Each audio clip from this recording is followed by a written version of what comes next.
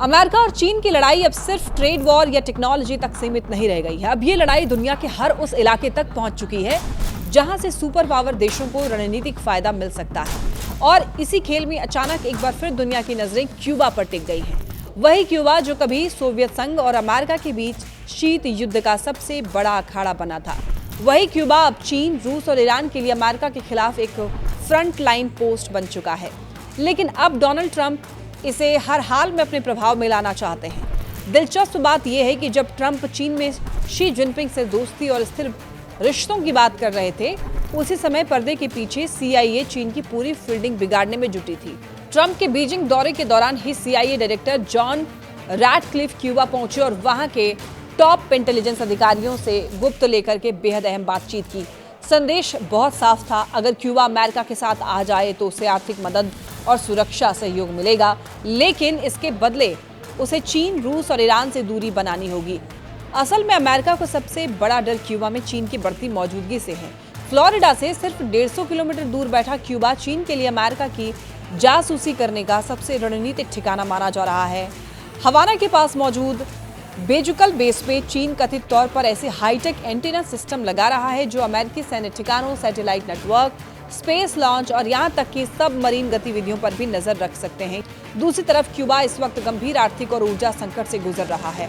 अमेरिकी प्रतिबंधों और ईंधन की कमी ने हालात इतने खराब कर दिए हैं कि कई शहरों में 20 से 22 घंटे तक बिजली कट रही है। अस्पतालों तक में संकट की स्थिति बन गई है। अमेरिका इसी कमजोरी का फायदा उठाना चाहता है। ट्रंप प्रशासन समझता है कि जब कोई देश आर्थिक रूप से टूटने लगता है तब उसे रणनीतिक रूप से झुकाना जो है वो आसान हो जाता है, और इसीलिए अब दबाव और बातचीत दोनों साथ साथ चल रहे हैं। देखिए, CIA चीफ की मीटिंग में क्यूबा के पूर्व राष्ट्रपति रॉल कैस्ट्रो के परिवार का शामिल होना भी इस बात का संकेत माना जा रहा है कि हवाना के भीतर सत्ता प्रतिष्ठान में भी बदलाव को लेकर चर्चा शुरू हो चुकी है। लेकिन इस पूरे खेल में एक और बड़ा संदेश छिपा है, और वो है वेनेजुएला मॉडल का डर। अमेरिकी अधिकारियों ने संकेत दिया है कि अगर जरूरत पड़ी तो अमेरिका सख्त कदम उठाने से पीछे नहीं हटेगा। ट्रंप पहले ही कई बार रेजिम चेंज की बात कर चुके हैं, यानी बातचीत के भी पीछे दबाव की राजनीति पूरी तरह सक्रिय है। अमेरिका ये चाहता है कि क्यूबा लोकतंत्र, स्वतंत्र चुनाव, आर्थिक उदारीकरण और अमेरिकी निवेश के लिए दरवाजा खोले।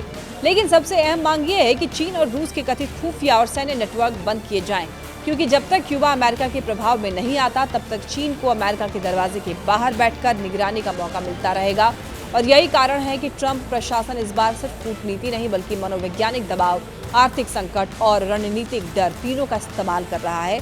और अगर क्यूबा सच में अमेरिका की तरफ झुकता है तो ये सिर्फ हवाना की राजनीति का बदलाव नहीं होगा, ये चीन, रूस और ईरान के लिए पश्चिमी गोलार्ध में सबसे बड़ा रणनीतिक झटका साबित हो सकता है। यानी दुनिया के नक्शे पर दिखने वाला छोटा सा क्यूबा इस वक्त सुपर पावर देशों की सबसे खतरनाक जियोपॉलिटिकल लड़ाई का नया मैदान बन चुका है।